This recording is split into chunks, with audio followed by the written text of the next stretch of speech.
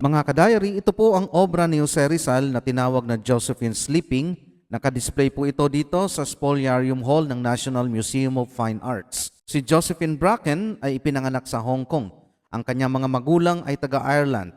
Namatay ang kanyang ina matapos siyang ipanganak at dahil hindi na sila maalagaan ng kanyang ama, ipinaampon siya sa pamilya ni George Stauffer. Nang magkasakit sa mata si George, pinuntahan nila si Jose Rizal sa dapitan.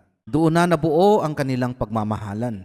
Tinawag siya ni Rizal na Josefina. Makikita sa obra si Josephine na nakahiga at nakakumot ang kalahati ng katawan. Ginawa ito ni Rizal nang sila ay nasa dapitan pa. Masasabi natin na marahil palaging pinagmamasdan ni Rizal ang kanyang asawa. Katabi naman ito ang aklat na Imitation of Christ ni Thomas Kempis.